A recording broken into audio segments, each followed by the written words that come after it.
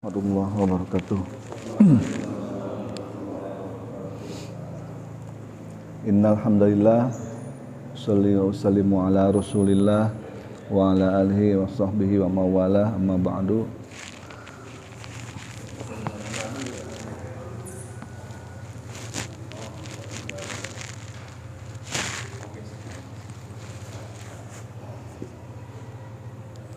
Hadirin jamaah subuh yang dirahmati Allah Subhanahu wa taala. Segala puji dan syukur marilah kita senantiasa panjatkan kepada Allah Subhanahu wa taala yang senantiasa menganugerahkan nikmatnya kepada kita semua. Salawat dan salam semoga selalu tercurah kepada junjungan kita Nabi besar Muhammad sallallahu alaihi wasallam.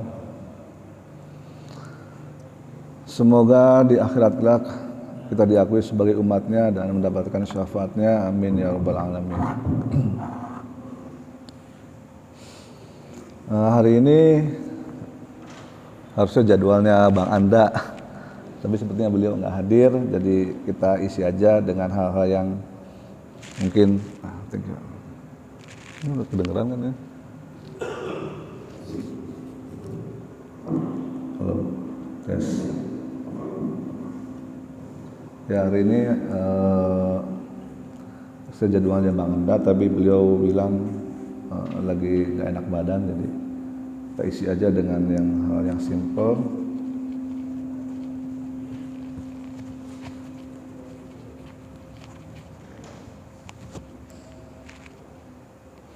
Oke, kita akan sedikit mengupas potongan ayat di surat Al-Baqarah ayat 275. A'udzubillahi minasyaitonirrajim. Bismillahirrahmanirrahim. Wa halallahul bai' wa harrama riba. Ya kan, dan Allah menghalalkan jual beli dan mengharamkan riba. Ayatnya simple. Jadi gimana? Al-Baqarah ayat 275. Terus potong aja, ini ayatnya panjang tapi saya potong di bagian itunya aja. Wa halallahul bai' wa harramar riba. Dan Allah menghalalkan bai'. Bai' itu adalah jual beli atau transaksi perdagangan, dan mengharamkan apa itu riba. Jadi di sini ada dua term yang muncul, yaitu bai' atau jual beli dan juga riba. Bai' atau jual beli sebagaimana yang kita tahu ya, yang kita beli barang, sebenarnya tukar menukar juga. Kita beli barang dengan uang ya kita dapat barangnya. Jadi prinsip dari jual beli itu menurut Al-Quran adalah mutaraddi, saling ridho. Saya beli ya, misalnya HP punya bapak nih, harga, walaupun bapak itu misalnya beli HP awalnya harganya 1 juta, tapi dia jual sama kita harga 1,5 juta, boleh nggak? Boleh. Saya beli 1,5 juta ya. Yang penting saling ridho, mutaroddi, prinsipnya saling ridho, boleh. Walaupun itu di situ ada pertambahan nilai. Pertama kan dia beli 1 juta, dia ngambil untung 500.000, jual 1,5 juta, ya kan? Boleh karena itu jual beli. 275. Nah, yang tidak boleh adalah apa yang nggak boleh? Yang nggak boleh adalah jika pembeliannya itu menggunakan model qard. Qard itu adalah pinjaman, minjem, ya kan, dengan cara ya baik nyicil atau mau tidak nyicil. Aneh butuh duit nih 1 juta nih, 1,5 juta buat beli HP, gitu kan, atau 1 juta lah. Aneh buat beli HP butuh duit 1 juta, gitu kan. Bisa nggak pakai duit ente dulu? Boleh. Misalnya kan, nih aneh kasih 1 juta, tapi ntar lebihin ya, balikin ya, gitu. Balikinnya lebihin ya, jangan 1 juta, berapa? Ya 200 lah, 1,2 balikin misalnya gitu, lebihin lah. Nah itulah yang disebut dengan riba, itu nggak boleh. Kenapa nggak boleh? Karena dalam hal ini satu, si pemberi pinjaman menggunakan azas manfaat. Artinya dia memanfaatkan atau mengeksploitasi orang yang lagi butuh, ya kan, ditekan nih. Ya kan, mumpung dia butuh nih, gua ada duit. Kapan lagi kita nyari duit gampang ya? Nggak perlu kerja, nggak perlu ini, cuman ngasih pinjam duit doang, sebulan kemudian dapat 1,2 misalnya tambahannya. Itu namanya mengeksploitasi atau memanfaatkan azas manfaat, karena ada orang yang lagi butuh, orang yang lagi kepepet, butuh sesuatu yang segera misalnya, kasih dengan syarat seperti itu, ada lebihannya. Tapi tidak hanya pinjam sebetulnya, tidak hanya minjem duit ya. Terkadang tanpa kita sadari, kita minjem motor misalnya. Minjem motor dong, jangan lupa ya, pulangnya bensin penuhin, ya itu juga riba. Hati-hati itu. Jangan dikira ya minjem motor, jangan lupa ya, pulangnya bisa bensin penuhin lah. Pulangnya motornya cuci ya, itu juga riba. Itu hati-hati. Itu. Yang tidak riba adalah jika tidak disyaratkan, itu nggak riba. Sama-sama nih halnya, tapi beda akan. Jadi yang membedakan itu akan. Pinjam motor ya, pakai aja, nanti aja pakai. Tapi karena si orang yang dipinjemin ini baik hati, pulang-pulang motor udah bersih, bensin udah penuh. Ini bro, pas dicek, bensin gua penuh nih, malah udah kencang gini gitu kan. Udah nggak apa-apa kayak gitu. Nah kalau itu nggak, itu jadi bedanya cuma di akan. Kalau peminjaman itu punya syarat sehingga menguntungkan si peminjam, itu riba. Tapi kalau peminjaman itu tanpa syarat dan kemudian si pemberi pinjam dengan keikhlasan, dengan kebaikan hatinya memberikan sesuatu kelebihan sebagai hadiah, itu tidak riba. Bedanya cuma di situ aja. Itu artinya mutaraddi terjadi itu, saling meridhoi antara pemberi pinjaman dan peminjam. Kenapa seperti itu? Karena kenapa ayat yang tadi ini turun? Karena pada prakteknya di zaman jahiliyah dulu orang-orang Arab itu selalu seperti itu, pinjam duit, tiba-tiba sebulan kemudian, sorry bos, belum ada nih. Itu. Ya, kalau belum ada gimana nih, ente mau tambahan waktu, kapan? Misalnya kasih waktu tempo deh sebulan lagi, ya udah. Tapi nambah ya, gitu. Bukan 200.000 tambahannya, tadi kan menjadi 1 juta misalnya. Namanya jadi 1,5 balikinnya. Kalau misalnya lu bulan depan gitu kan. Terus aja seperti itu. Semakin panjang waktu pengembalian temponya, semakin tinggi bunganya atau interestnya. Dan itulah yang disebut dengan am'afan mudha'afah, kata Al-Quran, istilahnya itu berlipat-lipat.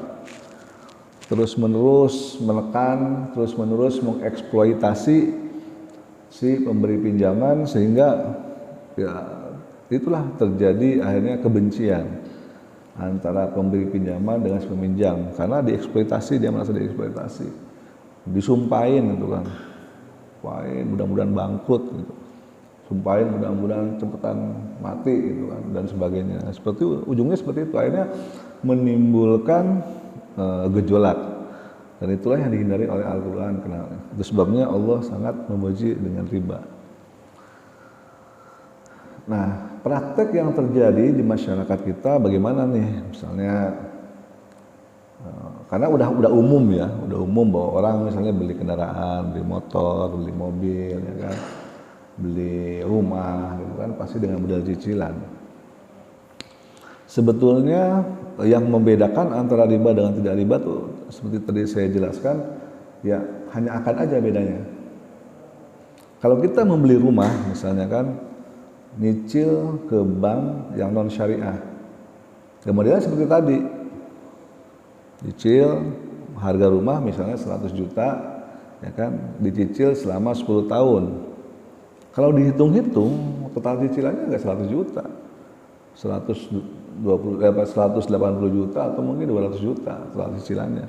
Yang harga rumah 100 juta kita harus bayar dari 200 juta dalam jangka waktu 10 tahun. Jelas itu riba. Lihat seperti itu. Bagaimana supaya nggak jadi riba? Nah, kalau bank syariah, modelnya dibeli dulu rumahnya, ya kan?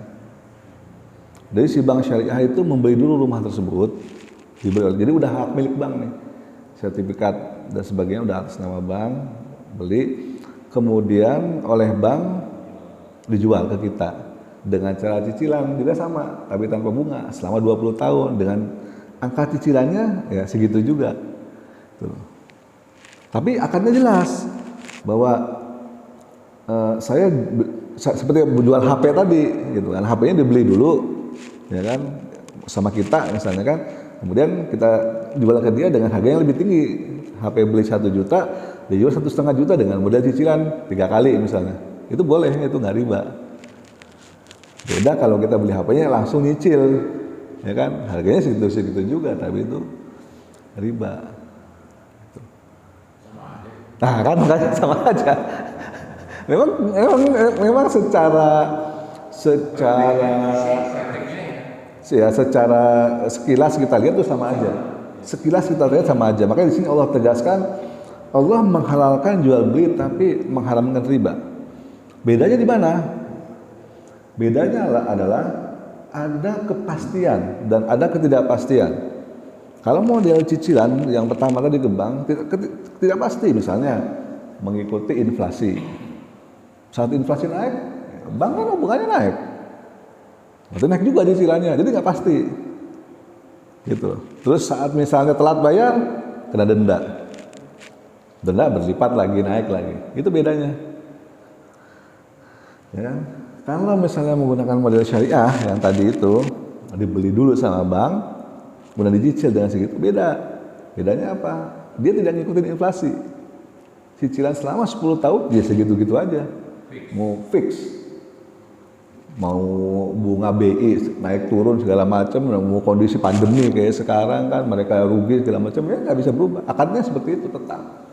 Tapi itu jelas pada saat akadnya. Betul, pada saat akad, yang membedakan adalah akad. Balik lagi membedakan akad. Walaupun harganya sama. Atau bahkan lebih mahal. Yang membedakan adalah akad. Kalau akadnya seperti itu halal. Itu namanya jual beli. Tapi dengan modal cicilan, dan nggak ada bunga. Dan tidak ada syarat. Kalau yang tadi jual beli ya dengan syarat. Misalnya aja, selama ini praktik seperti leasing, seperti beli rumah secara cicil itu sebenarnya pada dasarnya kalau itu dasar tadi praktik riba semua ya. Riba semua yang pengen kita lakukan selama ini. Ya riba. Kecuali nyicilnya pakai bank syariah. Iya. Bisa begini.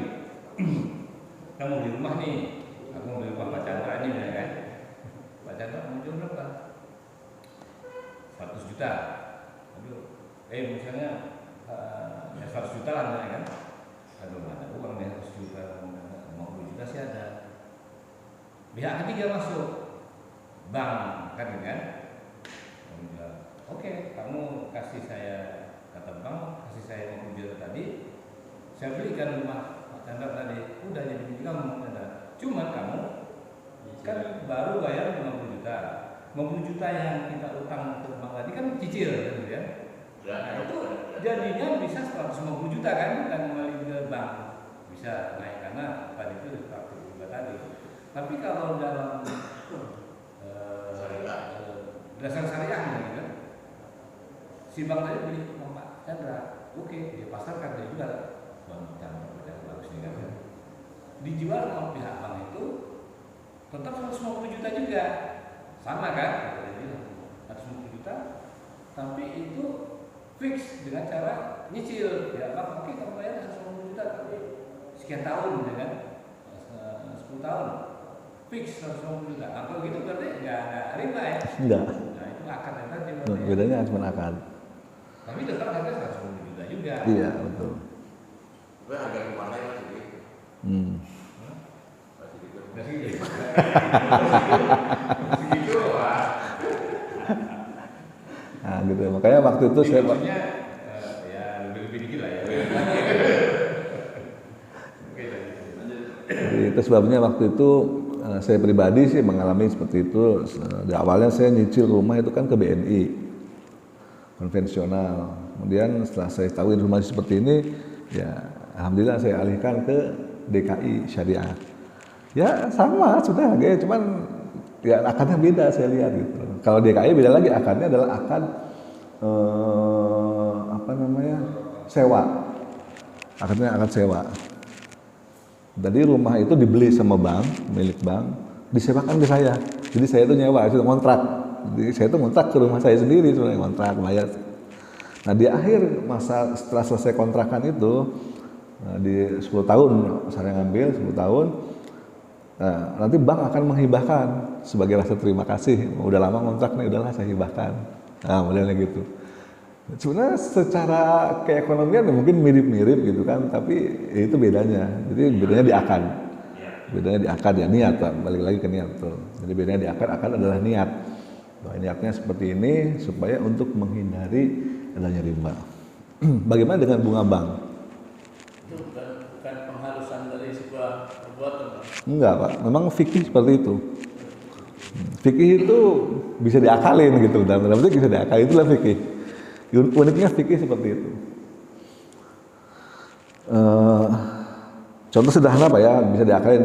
Misalnya Nabi itu kan bayar zakat kan pakai kurma, pakai gandum. Nah, di Indonesia gimana? Nggak ada kurma, nggak ada gandum. Nah, pakai beras, gitu loh. Diambil kias. Kias itu artinya, oh ini makanan pokok nih. Ya diambil beras. Padahal Nabi seumur hidup nggak pernah zakat pakai beras, gitu kan? Selalu zakatnya pakai kurma, pakai gandum. Gitu. Tapi di Indonesia orang kan nggak ada kurma, nggak ada gandum. Akhirnya diambil kesimpulan kiasnya oleh para ulama zakatnya ya berarti pakai makanan pokok, pakai beras. Gitu. Dan Nabi tidak mencontohkan pakai beras ya. Jadi kalau secara definisi itu bid'ah. Karena pakai beras itu kan, nggak pakai kurma, pakai gandum. Jadi begitulah fikih. Fikih itu kita bisa kan hukum fikih itu ada 4 ya. Ada Al-Quran, ada Sunnah. Kalau tidak ditemukan dalam Al-Quran dan Sunnah, bagaimana nih? Ya ada ijma, kesepakatan para ulama. Nggak ada di Quran dicari, nggak ada dalilnya. Di hadis, di Sunnah nggak ada dalilnya. Ya ijma, sepakatan gimana nih enaknya? Kayak contoh apa namanya khutbah Jumat misalnya. Khutbah Jumat, Nabi pernah nggak khutbah Jumat selain bahasa Arab? Nggak pernah kan? Khutbah Jumat Nabi pasti pakai bahasa Arab. Tapi kenapa kita pakai bahasa Indonesia kan gitu? Atau pakai bahasa Inggris, atau pakai bahasa Jepang, pakai bahasa Cina? Sama nggak sholat Jumatnya? Kemudian Nabi mengatakan kan, "Shollu kama ra'aitumuni usolli." Sholatlah kamu sebagaimana aku sholat. Termasuk sholat Jumat. Bagaimana rangkaian khutbah Jumat adalah bagian dari sholat Jumat. Ini nggak bisa dipisahkan Pak. Sholat Jumat doang nggak ada khutbahnya itu nggak sah. Maka khutbah Jumat rangkaian dari sholat Jumat. Tapi Nabi mengajarkan khutbah Jumat ya pakai bahasa Arab. Sebagaimana sholat pakai bahasa Arab. Tapi kenapa khutbah Jumat boleh pakai bahasa Indonesia? Kenapa sholatnya nggak boleh kan gitu? Kita sholat kan nggak boleh. Allah Maha Besar kan gitu. Allah Maha Besar nggak Allahu Akbar gitu kan pakai bahasa Arab. Tapi kenapa khutbah boleh pakai bahasa Indonesia? Padahal nggak ada dalilnya. Ya, Nabi nggak ada contohnya. Tidak contohkan Nabi, tidak dicontohkan sahabat, tidak dicontohkan oleh tabiin. Seperti itu. Nah, bid'ah juga kan gitu. Nah, ulama ya itulah ijma. Ulama menyepakati, oh ini boleh. Silahkan karena untuk kebaikan. Gitu. Namanya kebaikan ya daripada orang pakai bahasa pada tidur semua nggak paham kan gitu. Selama tidak gitu kan pakai bahasa Indonesia atau bahasa lokal lah. Dan seterusnya. Itulah fikih. Jadi fikih itu memang kalau ijma nggak ada ya kias. Seperti tadi kalau gandum nggak ada, kurma nggak ada kias. Kiasnya apa? Beras. Kalau nggak paham bahasa Arab gimana? Ya diijmakan sepakat ulama bahwa boleh pakai bahasa Indonesia, ya udah bahasa Indonesia atau bahasa yang lain. Kenapa kalau sholatnya nggak boleh? Ya itu kesepakatan juga, ijma juga para ulama. Kalau sholat mah nggak boleh, tetap harus bahasa Arab. Tapi kalau khutbah silahkan dah, gitu. Ada keringanan, walaupun nggak ada dalilnya itu. Dalilnya ya ijma ulama, kesepakatan para ulama. Nah kan kadang pakai khutbah itu pakai bahasa daerah. Iya pakai bahasa daerah. Yang mengerti oleh. Ya, betul. Ada yang pakai bahasa Sunda, kan kalau di mana itu. Ada yang pakai bahasa Jawa, seperti itu. Intinya boleh lah seperti itu. Begitu sholat, Bahasa Arab lagi. nggak ada di padang Allahu apa gadang. Nah, gitu. Ada. Sudah ngomong gede, ngomong gede.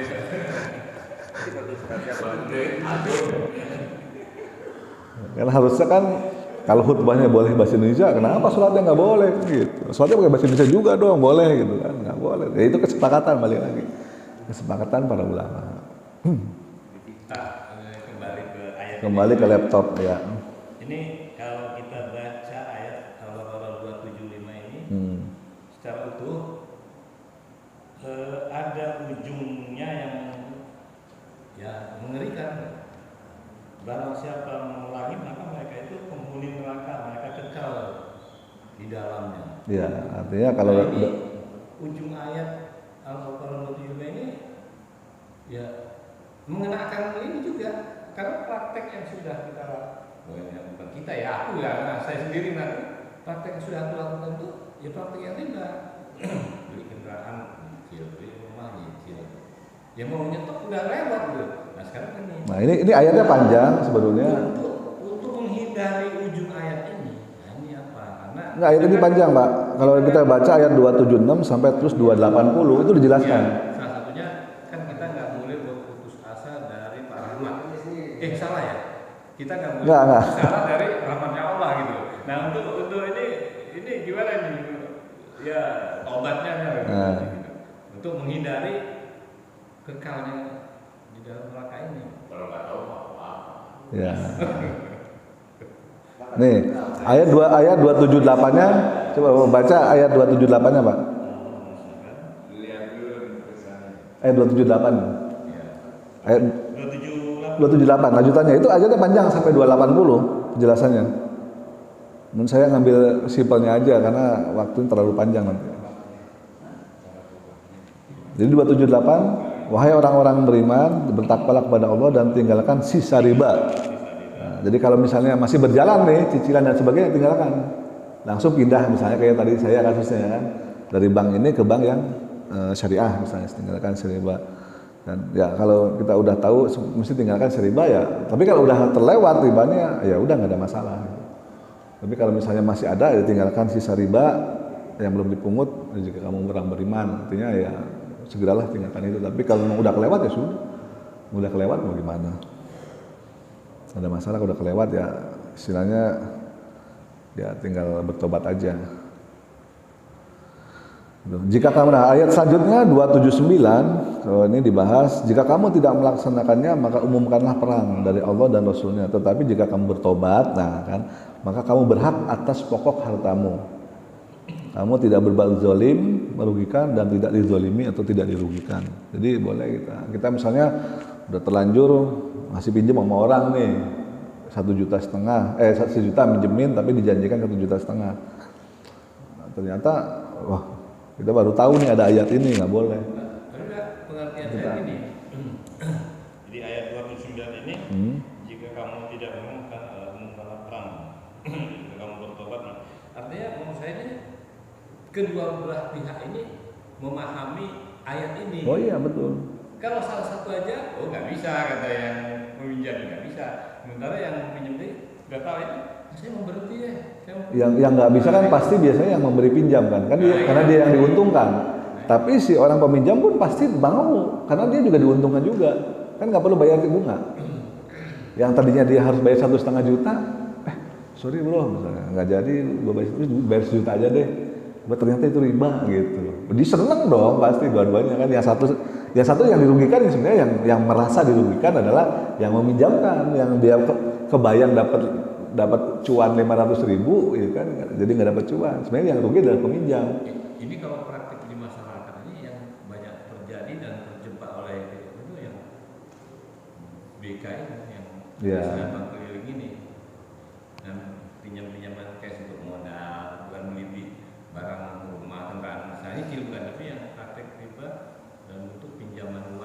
Iya. masuk ke modal beli ini. Nah itu yang terjadi di masyarakat. Nah, makanya kalau di bank syariah itu tidak ada pinjaman tanpa KTA, itu nggak ada.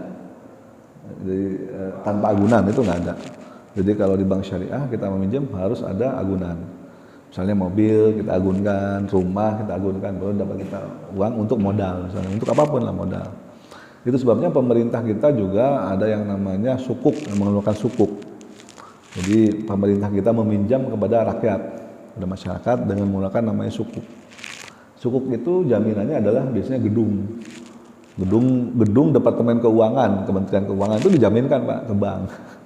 Jaminannya adalah ini kalau pemerintah nggak sanggup bayar, maka gedung ini dilelang untuk membayar. Jadi modelnya gitu. Nah itu juga itu nggak riba, itu halal. Pemerintah melihat bahwa banyak orang Muslim yang sudah menyadari tentang hal-hal seperti ini, sehingga mereka menggunakan model pinjaman sukuk. Jadi sukuk itu pemerintah minjem kepada rakyat. Per kupon itu berapa gitu nilainya kan, 200.000 apa 500.000, saya juga lupa. Tapi dengan jaminan ini aja ada jaminannya. Modelnya seperti itu. Bahkan kenapa kayak gitu? Karena Nabi sendiri pada saat Nabi wafat meninggal itu beliau masih punya hutang Pak. Jadi bukan bebas dari hutang, beliau masih punya hutang. Dan hutangnya nggak tanggung-tanggung sama orang Yahudi. Bukan hutang sama orang Islam, bukan hutang sama Abu Bakar, sama Umar gitu, sama Utsman. Nah, karena kalau hutang sama mereka pasti nggak mau dibayar gitu loh, nggak hutang jadinya nggak ngasih. Tapi Nabi nggak mau dikasih. Nabi itu orang yang tidak pernah mau menerima sedekah dan nggak boleh memang. Seorang Nabi Rasulullah itu tidak mau menerima sedekah karena nggak boleh. Bukan sedekah, zakat ya, misalnya menerima zakat. Sehingga beliau kalau bertransaksi seperti itu untuk menghindari dikasih gitu sama orang. Kalau misalnya kalau minjemnya sama Utsman mah berapapun dikasih gitu kan, tapi kan paling nggak buru bayar, nggak mau Rasulullah. Makanya Rasulullah transaksi sama orang Yahudi minjem, berhutang gandum waktu itu berapa ya, 1 sok atau berapa, dengan jaminannya adalah baju perang beliau. Baju perang kalau nggak salah ya, baju perangnya dijaminkan nih, pegang baju perang, saya butuh gandum buat makan, ya udah kasih gandum, pinjem. Bayangkan seorang Nabi ngutang dan belum terbayar sampai dengan wafatnya. Tapi ada jaminannya, artinya gitu. Karena kalau nggak bayar, udah berarti artinya baju perang beliau ya udah milik orang Yahudi tersebut secara sah. Seperti itu. Jadi memang praktek pinjam meminjam adalah umum dari zaman dulu memang sampai dengan sekarang. Nah, cuman bedanya sekarang kan banyak modern lah, banyak modifikasi dan sebagainya. Nah, kalau pinjaman misalnya kayak pinjaman, kalau pinjaman si peminjam meninggal akibat kan kewajiban harus membayar kan, kewajiban. Tapi kalau utang negara yang sekian triliun itu bebannya kepada masyarakat. Nah kalau kita meninggal apa kita terbawa utang-utangnya enggak? Negara utang kan ribuan miliar, ribuan triliun. Kalau negara ya negara lah. Tapi kan bukan persen. Kepada masyarakat kita kan bayar pajak itu mesti utang. Kalau meninggal misalnya kan zaman sekarang nih Pak Jokowi dengan Ibu Sri Mulyani kan gitu utang ke masyarakat. Kan presidennya nanti ganti. Gitu. Maksudnya kalau presidennya beda, misalnya nanti naik Pak Anies jadi presiden misalnya kan.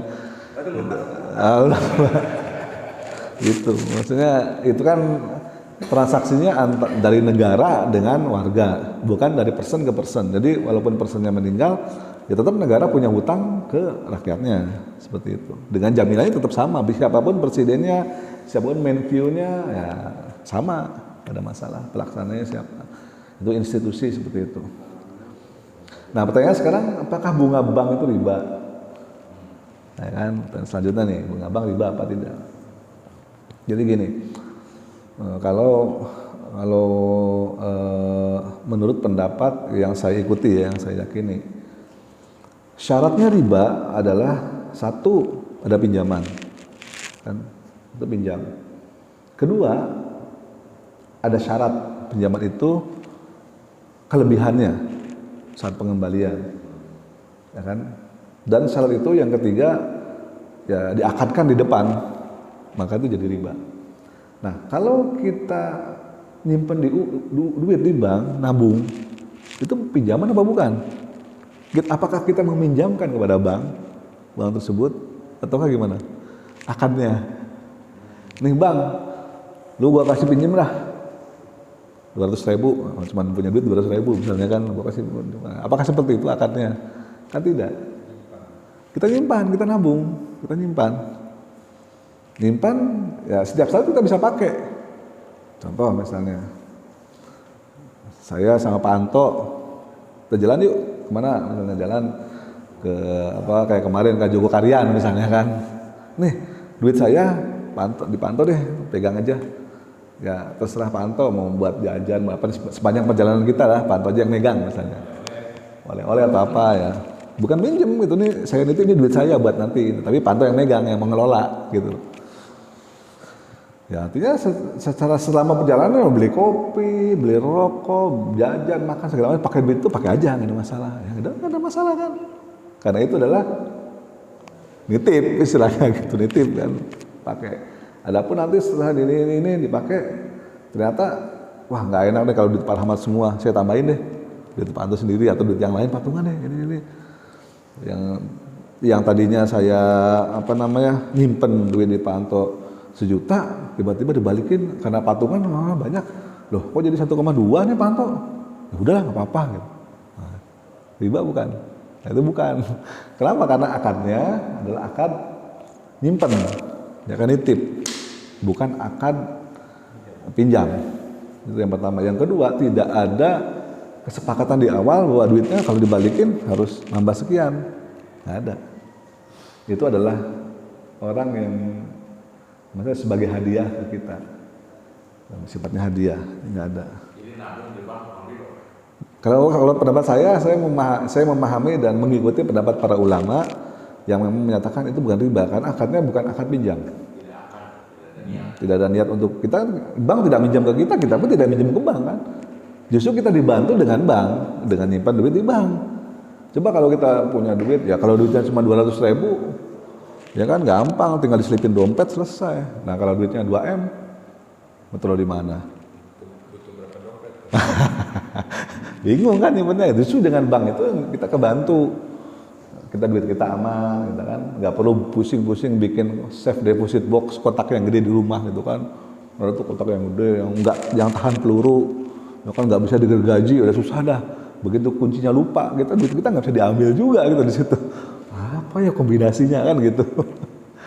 Justru dengan adanya bank kita terbantu, duit kita termanage, kalau ada transaksi segala macam juga kita bisa lihat rekening korannya, ya kan ada laporannya segala macam. Dan kita juga bisa ngambil setiap saat, karena itu bukan pinjaman, bukan kita pinjam ke bank, ya bang nanti balikin ya sekian kali lu nyicil sama gua, kan enggak. Gitu loh. Kita setiap saat bisa ngambil. Beda sama pinjaman kan, kita ngasih pinjam sama orang duit. Nggak bisa kita setiap saat minta sama dia, kan udah ada term-termnya, cicilannya setiap bulan misalnya sekian, gitu.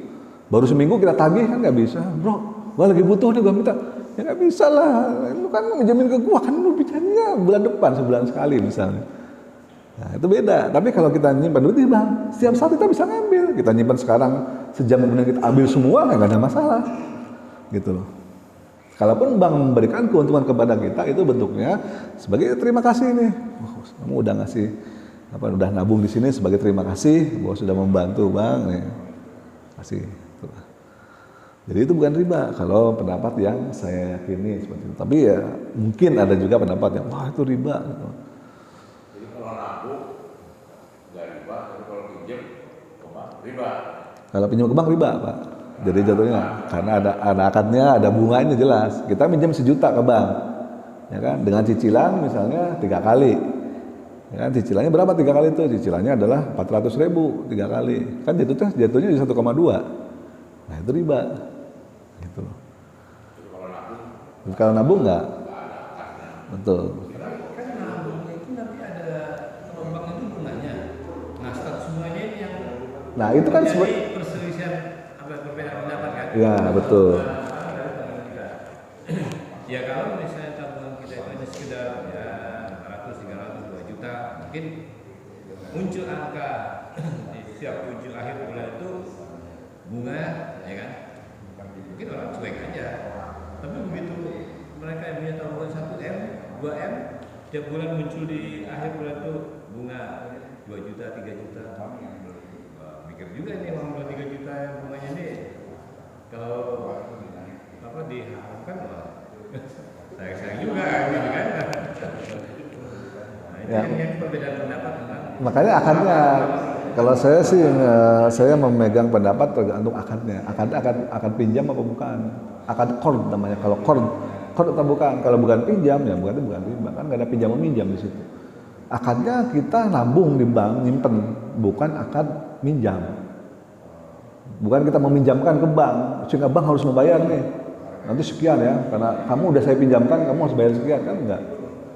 Artinya kalau Mengamankan uang. iya, sifatnya mengaman uang seperti itu.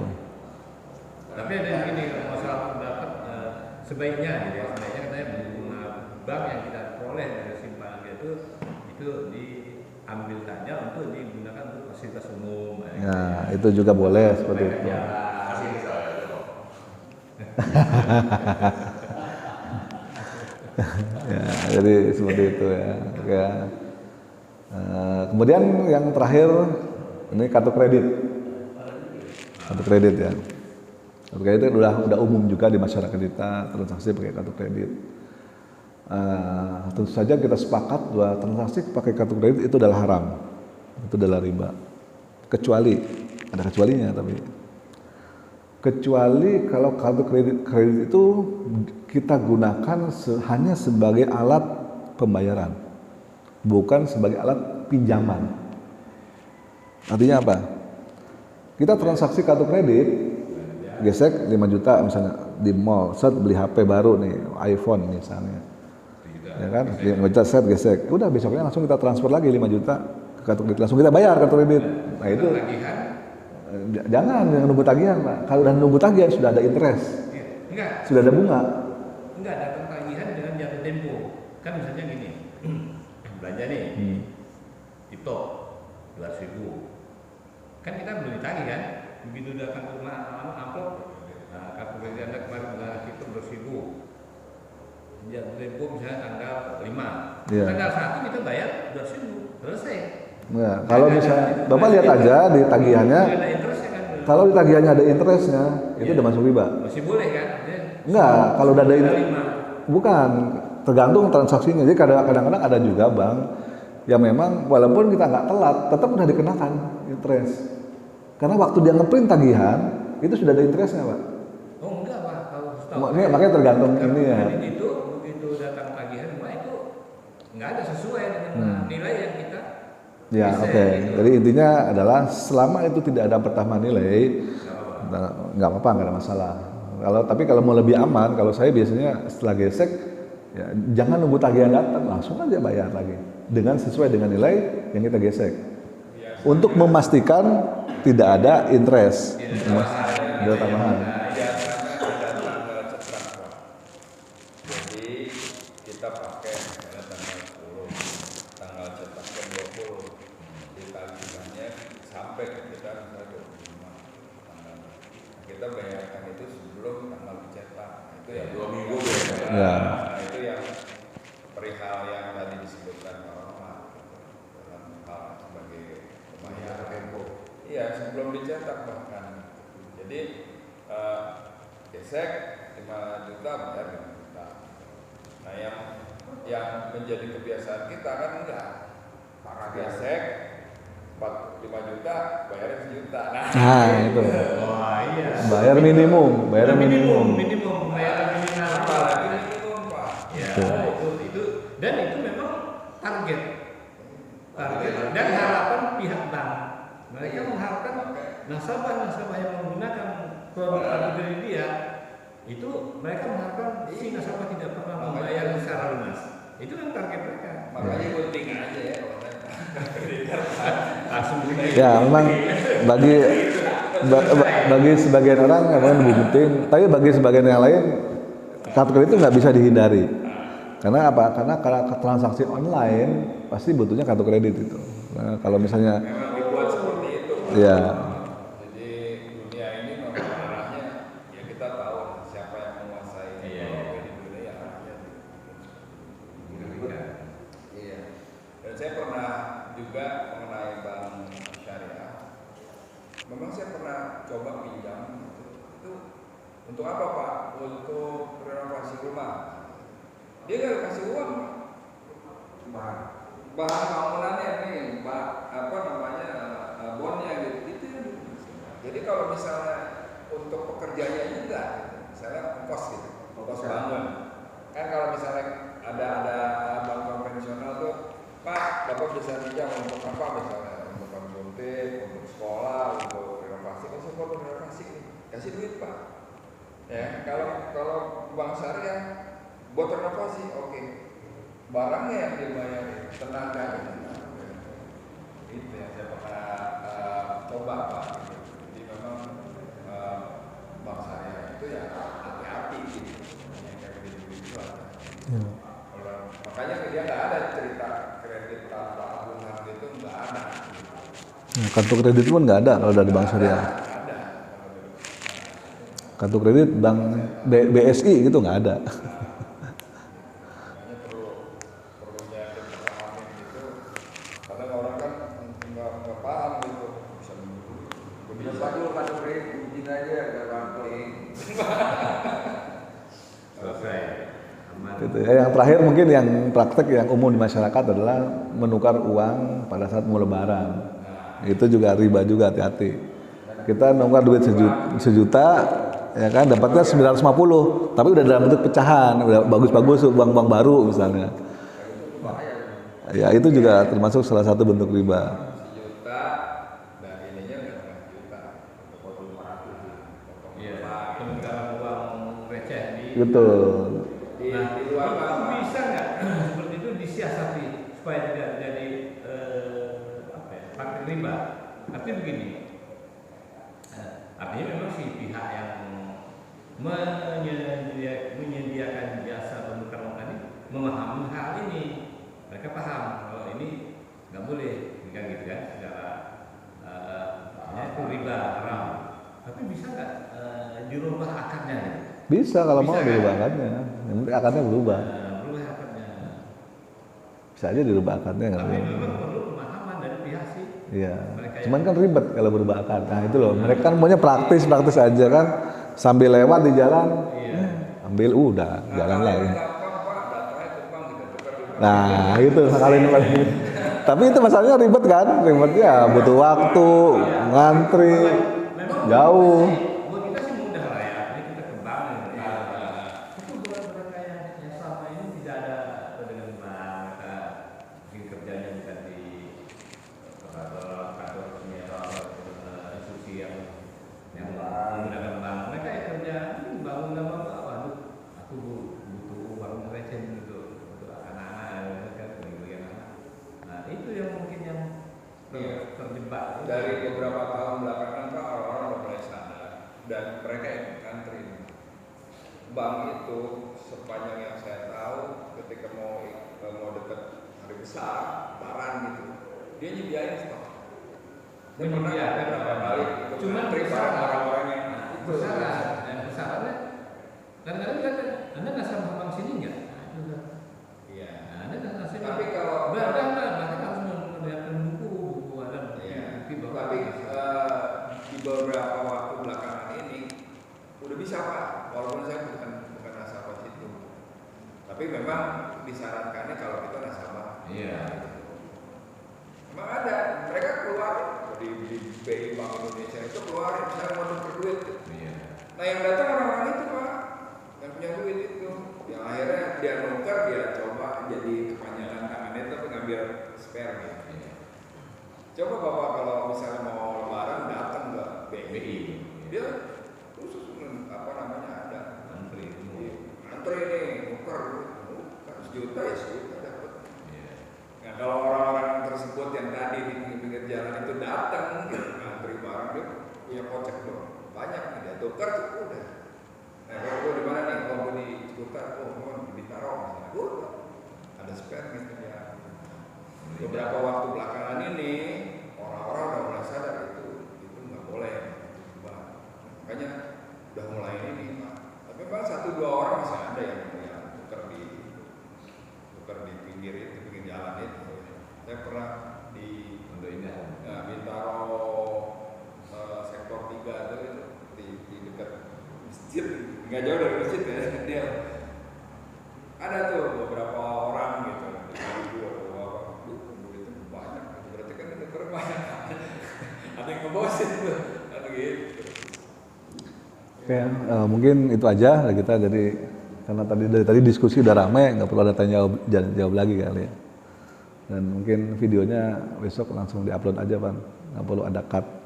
Karena kemarin ada ini. Oke lah, mungkin kita tutup aja dengan doa penutup majelis. Subhanakallahumma bihamdika asyhadu an la ilaha illa anta astaghfiruka wa atubu ilaik. Billahi taufiq wal hidayah. Wassalamualaikum warahmatullahi wabarakatuh. Paris besok